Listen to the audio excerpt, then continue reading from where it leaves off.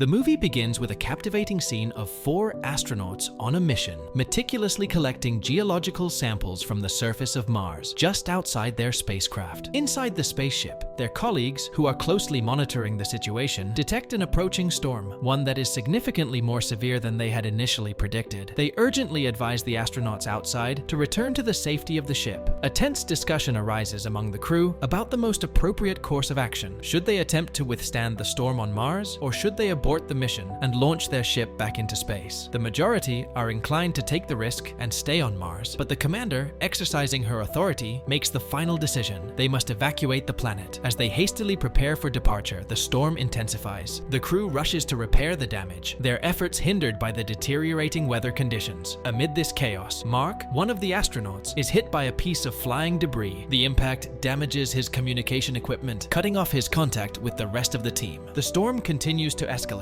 and the crew inside the ship warn that the spacecraft won't be able to withstand the violent winds much longer. They need to launch immediately. The commander orders her crew to retreat to the safety of the ship, but she remains outside, determined to find Mark. Despite her best efforts, she is eventually forced to abandon her search to ensure the survival of the rest of her team. The crew is overwhelmed with a deep sense of loss for their fallen comrade, Mark. The narrative continues with the director of NASA addressing the nation in a press conference. He announces the successful completion of their Mars mission and the safe return journey of the team. However, he also shares the unfortunate news of the loss of 1 astronaut during the mission. Meanwhile, on Mars, Mark regains consciousness, finding himself half buried in Martian sand. His suit is flashing multiple warning signals, indicating critical levels of oxygen and alarming blood pressure readings. As he struggles to his feet, with great effort, Mark navigates his way back to the base station. Once inside, he performs a self-surgery, removing the debris lodged in his abdomen and using staples to close the wound. He then activates a video log and begins to document his ordeal. He explains how the debris not only disrupted his communication systems, but also inadvertently sealed his suit, saving his life. Mark expresses no resentment towards his crew for leaving him behind, acknowledging that they had every reason to believe he was dead. He contemplates the harsh reality that it will be at least 4 years before NASA can launch another manned mission to Mars, and he will run out of food long before then. In a poignant moment, Mark walks around the base, looking at the personal belongings his crew left behind. He carefully puts some of these items away, a silent tribute to his departed comrades. He then takes stock of the food supplies at the base, meticulously logging the quantity. He realizes that he only has enough food to last him a year, and he will need to devise a way to cultivate enough food to sustain him for 3 more years. In a stroke of luck, he takes some potatoes that the crew had brought for their Thanksgiving meal and decides to grow them on Mars. He embarks on a series of tasks, cleaning the solar panels to ensure maximum energy efficiency, hauling loads of Martian soil inside the habitat, and even repurposing the crew's waste to create a makeshift fertilizer. With the groundwork laid, he tills the soil within the habitat and plants the potatoes. However, he soon encounters a critical problem. He does not have enough water to properly irrigate the crops. Undeterred, Mark sets about devising a solution to generate more water. He constructs a device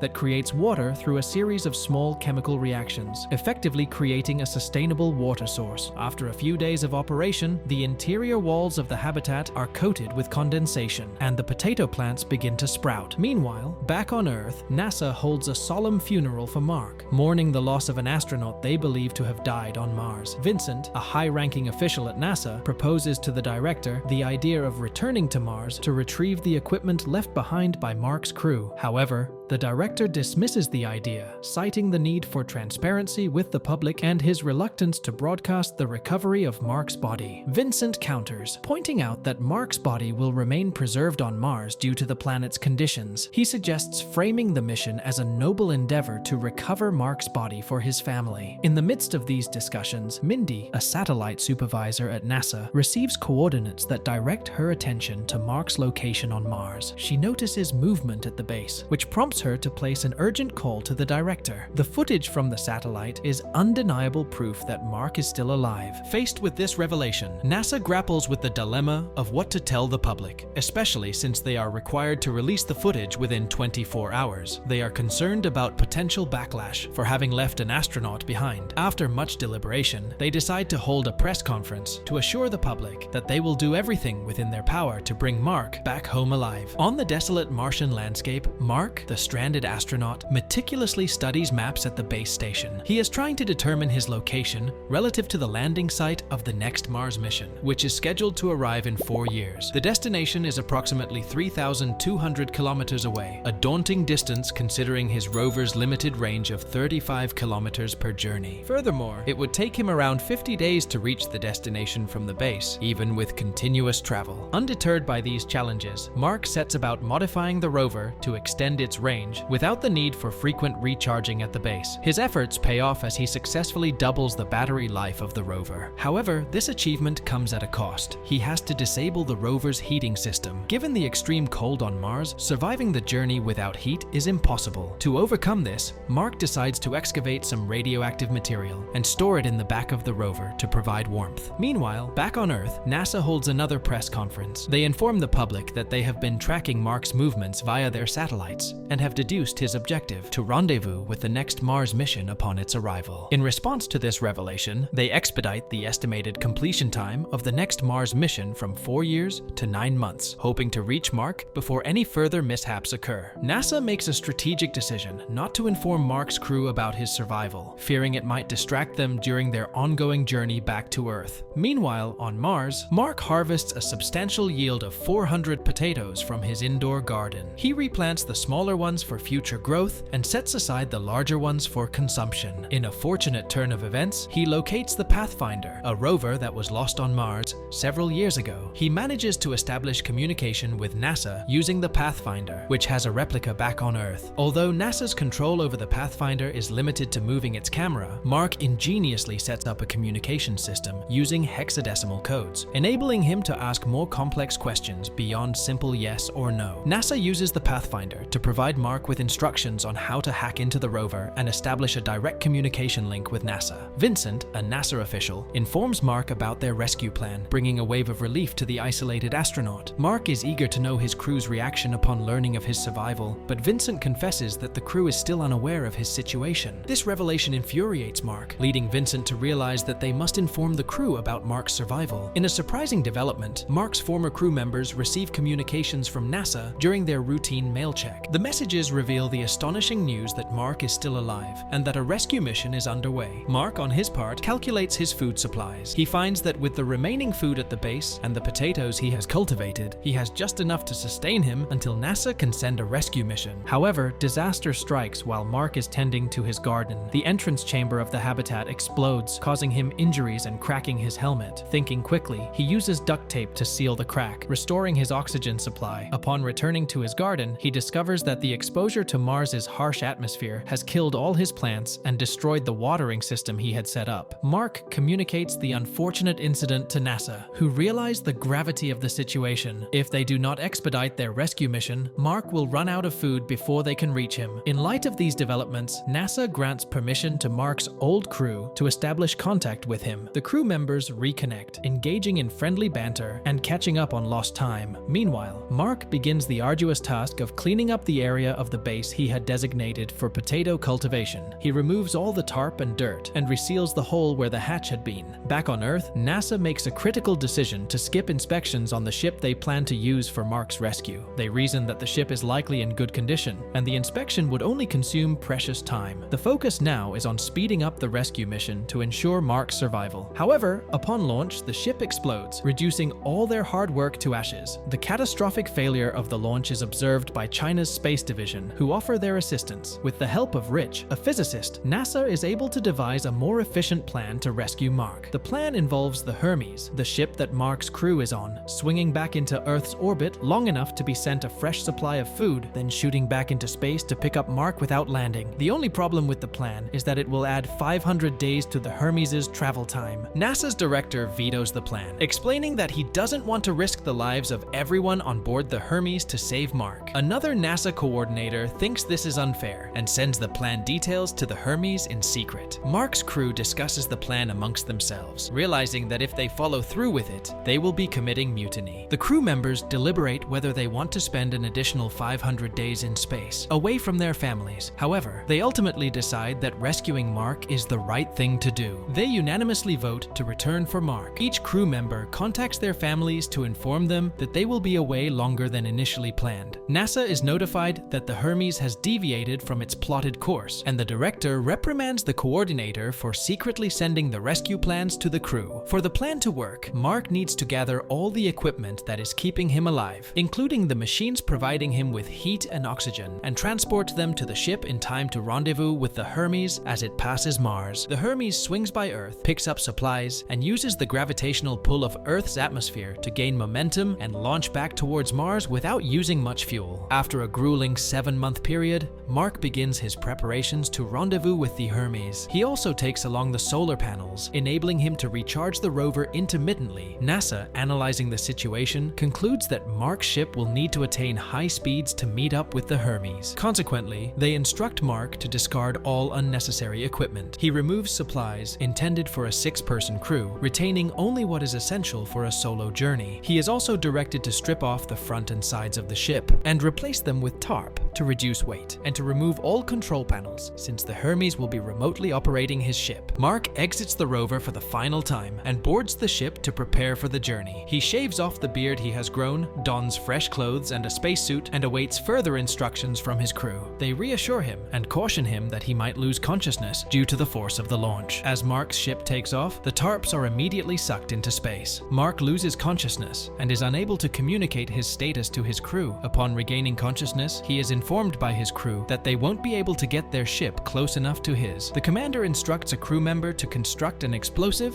and attach it to the rear of the ship to decelerate it, thereby increasing their chances of reaching Mark. They detonate the explosive and manage to get within sight of Mark's ship, but not close enough to reach him. The commander dons a spacesuit, straps herself into a chair on the exterior of the ship, tethers it with a length of rope, and ventures towards Mark. However, the cable isn't long enough, so Mark cuts a hole in his suit and uses the escaping air pressure to propel himself towards the commander. She catches him, reels him in, and they return inside to reunite with the rest of the crew. They inform NASA that they have retrieved Mark and are en route home. Several years later, back on Earth, Mark is imparting lessons about safety and preparedness in space to NASA, initiates the Ares 4 launches, and the crew members of the Hermes, along with their loved ones, watch the launch on television. Thus concludes an extraordinary tale of survival and resilience. And with that, the movie ends. We hope you enjoyed our video. Watch the next recaps on the screen, and don't forget to subscribe for more amazing recaps. See you in the next one.